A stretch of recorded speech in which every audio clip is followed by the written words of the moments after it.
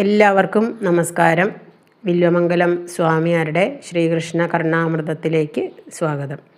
ഇന്ന് നമ്മൾ നോക്കുന്നത് ഇതിൻ്റെ 2-ാം സർഗത്തിലെ അവസാനത്തെ ശ്ലോകങ്ങളാണ്. 105 ശ്ലോകങ്ങൾ നമ്മൾ നോക്കൽ കഴിഞ്ഞു. 109 ശ്ലോകങ്ങളാണ് ഇതിലുള്ളത്. ഇന്ന് 106-ാമത്തെ ശ്ലോകമാണ് ആദ്യം നോക്കുന്നത്. അത് ശാർദൂല വിക്രീഡിത വൃത്തത്തിലാണ്.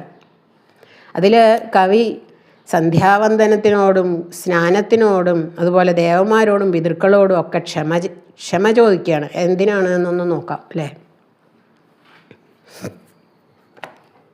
സന്ധ്യാവന്ദന ഭദ്രമസ്തു ഭവതേ ഭോ സ്നാനതുഭ്യം നമോ ഭോ ദേവാ പിതരശ്ച തർപ്പണവിധൗ നാഹം ക്ഷമഃ ക്ഷമ്യതാം യത്ര ക്വാപി നിഷദ്യ യാദവകുലോത്തംസ്യ കംസദ്വിഷസ്മാരം സ്മാരമഖം ഹരാമി തദലം മന്യേ കിമന്യേന മേ. സന്ധ്യാവന്ദനത്തിനോട് പറയാണ്, ഹേ സന്ധ്യാവന്ദനമേ, അങ്ങയ്ക്ക് മംഗളം ഉണ്ടാവട്ടെ. പിന്നെ ഹേ സ്നാനമേ, നിനക്ക് നല്ലത് വരട്ടെ എന്ന്. അവിടുത്തേക്ക് നമസ്കാരം. പിന്നെ ദേവന്മാരോട്, അല്ലയോ ദേവന്മാരെ, പിതൃക്കളെ, ഞാനിനി നിങ്ങൾക്കൊന്നും തർപ്പണം ചെയ്യാൻ ശക്തനല്ല എന്നാണ് പറയണത്. കുളിക്കാനും വയ്യ, സന്ധ്യാവന്ദനം ചെയ്യാനും വയ്യ, അതുപോലെ ദേവന്മാർക്ക് പൂജ കൊടുക്കാനും വയ്യ, പിതൃക്കൾക്ക് തർപ്പണം ചെയ്യാനും വയ്യ, ഒന്നിനും വയ്യ, മടിയനായി എന്ന് ചുരുക്കം. അപ്പോൾ എന്തുകൊണ്ടാണത്? എനിക്കിതിനൊന്നും ശക്തിയില്ല. അപ്പോൾ എന്നോട് നിങ്ങളൊക്കെ ക്ഷമിക്കണേ എന്നാണ്. ഞാൻ ഇനി എവിടെയെങ്കിലും ഇരുന്ന് സ്വസ്ഥമായിട്ട് ഈ യാദവകുലശ്രേഷ്ഠനും അതുപോലെ കംസനാശകനും ഒക്കെ ആയിട്ടുള്ള ആ ശ്രീകൃഷ്ണനെ ഇങ്ങനെ മനസ്സിൽ ഓർത്ത് ആ ശ്രീകൃഷ്ണൻ്റെ കഥകൾ മനസ്സിൽ ഓർത്ത് ഞാൻ എൻ്റെ പാപം നശിപ്പിച്ചോളാം എന്നാണ് പറയുന്നത്. അത് മതി, ഇനി മുതൽ അത് മതി, അത്രയേ ഉള്ളൂ, ഇനി ബാക്കിയൊന്നുമില്ല എന്നാണ്. എന്നാൽ അങ്ങനെ ഞാനിപ്പോൾ വിചാരിക്കണത്, മറ്റുള്ളവ കൊണ്ടൊന്നും എനിക്കിപ്പോൾ ഒരു പ്രയോജനവും ഇല്ല എന്നാണ്.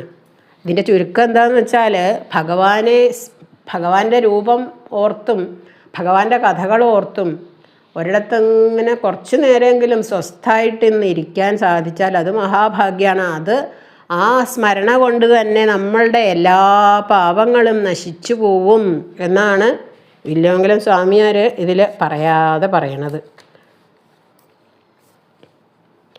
അടുത്ത ശ്ലോകം അതും ശാർദൂല വിക്രീഡിതം വൃത്തത്തിലാണ്. ഞാൻ ആദ്യത്തെ ശ്ലോകത്തിൻ്റെ തർജ്ജമ ചൊല്ലാൻ മറന്നുപോയി, അത് ചൊല്ലാം. സന്ധ്യാവന്ദനമേ നിനക്കു ശുഭമാമാശംസ, നീരാട്ടിനും നൽകുന്ന ആദരമെൻ പിതൃക്കൾ സുരലോകർക്കൊന്നുമെന്നർപ്പണം നൽകാൻ വയ്യ സഹിക്കൈ മടിയനാം ഞാൻ ഈ വിധം കൃഷ്ണനെ ധ്യാനിച്ചെന്നുടെ പാപമാറ്റും അതിലും വേറില്ലെനിക്കാഗ്രഹം. ഈ തർജ്ജമ കേട്ടാൽ ബാക്കി എല്ലാ അർത്ഥവും മനസ്സിലാവും അല്ലേ. അപ്പോൾ ഈ ഭഗവാനെ ഓർത്ത് ഒരിടത്ത് സ്വസ്ഥമായിട്ടിരുന്നാൽ തന്നെ പിന്നെ വേറൊന്നും നമ്മൾ ചെയ്യേണ്ട ആവശ്യമില്ല എന്നാണ് ചുരുക്കം. അടുത്ത ശ്ലോകവും ശാർദൂല വിക്രീഡിത വൃത്തത്തിലാണ്.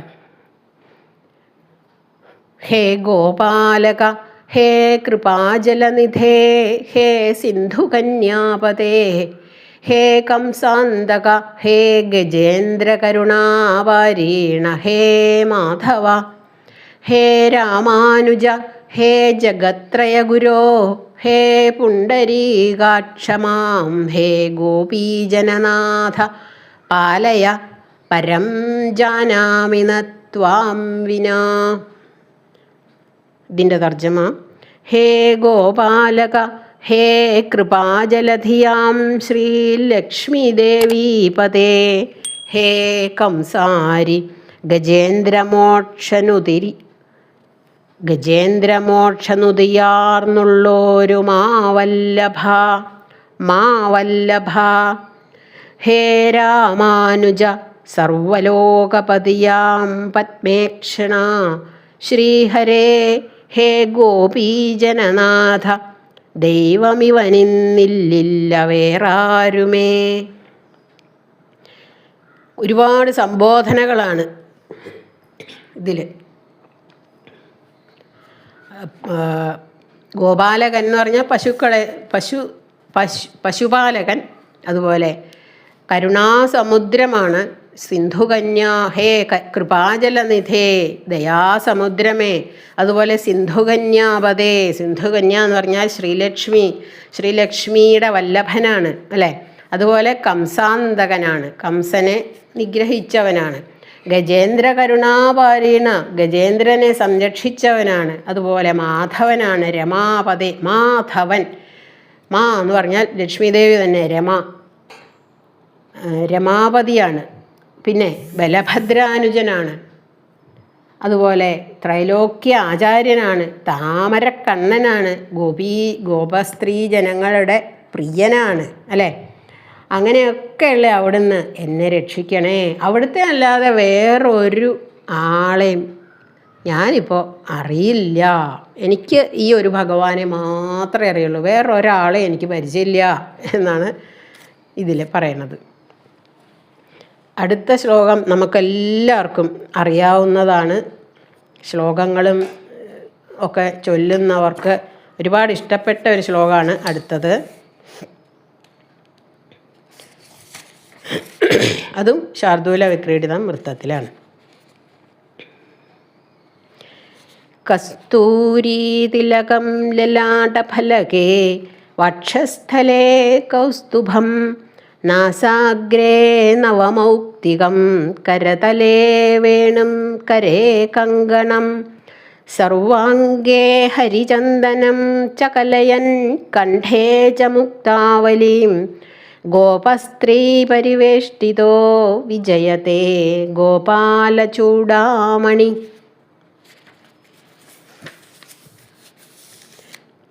കസ്തൂരീതിലകം ലലാടനിറവായി നെഞ്ചിൽ വരം കൗസ്തുഭം നാസാഗ്രേ മണിമുത്തു വേണുവിലസും ഹസ്തങ്ങളിൽ കങ്കണം കണ്ഠത്തിൽ മണിമുത്തുമാല ശുഭമായി മേലാകയും ചന്ദനം ഗോപസ്ത്രീജനമധ്യേ ഗോപമണിയായി കണ്ണൻ വിളങ്ങി സദാ.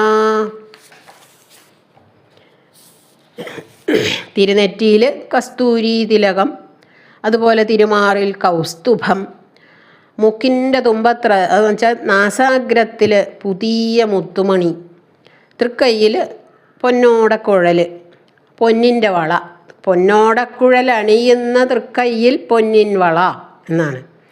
ദേഹമാസകലം ചന്ദനം, അതുപോലെ കഴുത്തിൽ മുത്തുമാല, ഇതൊക്കെ ധരിച്ച് ഗോപയുവതികളുടെ അവരുടെ മധ്യത്തിൽ നടുവിലിരുന്ന് സല്ലപിക്കുന്ന ആ ഗോപാലരത്നം സർവോത്കർഷേണ വർത്തിക്കുന്നു എന്നാണ്.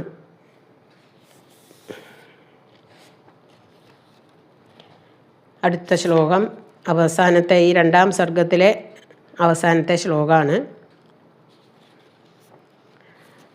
ലോകാനുന്മദയൻ ശ്രുതിർമുഖരയൻ ക്ഷോണീരുഹാൻ ഹർഷയൻ ശൈലാൻ വിദ്രവയൻ മൃഗാൻ വിവശയൻ ഗോവൃന്ദമാനന്ദയൻ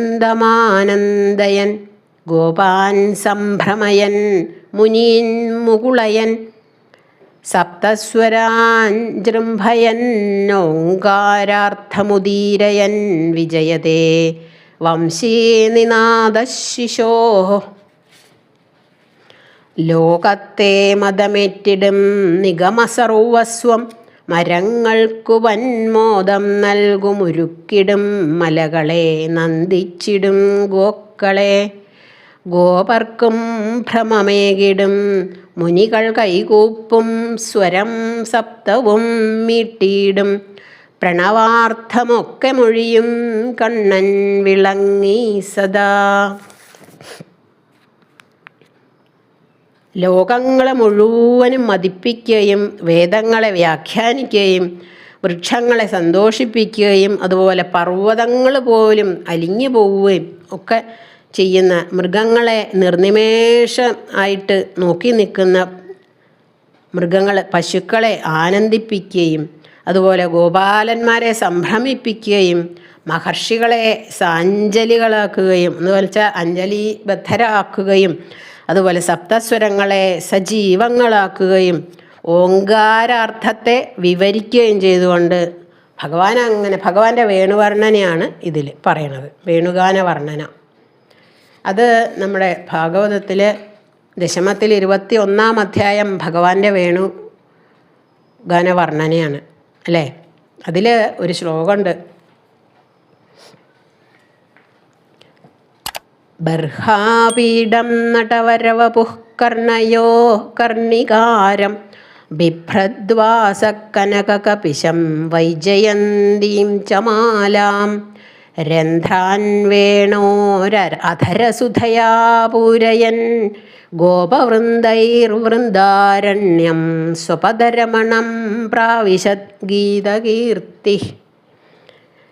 ഈ 21-ാം അധ്യായത്തിൻ്റെ ചുരുക്കമാണ് ഈ അവസാനത്തെ ശ്ലോകം എന്നാണ് പറയണത്. ഇതിലെന്താ പറയണേ? ലോകങ്ങളെ ലഹരി പിടിപ്പിച്ചുകൊണ്ട് അതുപോലെ വേദങ്ങളെ മുഴക്കിക്കൊണ്ട് ഭഗവാന്റെ വേണുഗാനത്തിൽ വരുന്നതൊക്കെ വേദം സ്തുതികളാണ് എന്നാണ് പറയണത്. വൃക്ഷങ്ങളെ സന്തോഷിപ്പിച്ചത് കേൾക്കുന്നതും അവർക്ക് മുഴുവനും സന്തോഷം ആണ്. അതുപോലെ വൃക്ഷങ്ങളടക്കം സന്തോഷിക്കണു എന്നാണ്. മലകളങ്ങനെ അലിയുകയാണ്. അതുപോലെ മൃഗങ്ങളെ തളർത്തിക്കൊണ്ടും പശുക്കളെ ആനന്ദിപ്പിച്ചുകൊണ്ടും ഗോപന്മാരെ പരിഭ്രമിപ്പിച്ചുകൊണ്ടും അതുപോലെ മഹർഷിമാർ അഞ്ജലീബദ്ധരായി കണ്ണടച്ചങ്ങനെ ഇരിക്കണു. സപ്തസ്വരങ്ങളെ മനോഹരമായിട്ട് ഉയർത്തിയിട്ട് അതുപോലെ ഓങ്കാരത്തിൻ്റെ അർത്ഥങ്ങളെ മുഴുവനും വ്യാഖ്യാനിക്കണു. അതിൽ ഇങ്ങനെയൊക്കെ വേണുനാദം പൊഴിക്കുന്ന ആ ബാലഗോപാലൻ്റെ ഈ വേണുനാദം വിജയിച്ചരുളുന്നു എന്നാണ് ഈ ശ്ലോകത്തിൽ പറയണത്. അത് ആ ദശമത്തിലെ 21-ാം അധ്യായത്തിൻ്റെ ചുരുക്കം ഈ ഒരൊറ്റ ശ്ലോകത്തിൽ പറഞ്ഞിരിക്കുകയാണ്. ഇപ്പോൾ ഈ ശ്രീകൃഷ്ണ കർണാമൃതത്തിൻ്റെ 2-ാം സർഗവും നമ്മൾ മുഴുവനും കേട്ടു ഭഗവാന് സമർപ്പിക്കുകയാണ്. 3-ാം സർഗം അടുത്ത ദിവസം തുടങ്ങാം. അതുവരെ എല്ലാവർക്കും നന്ദി, നമസ്കാരം.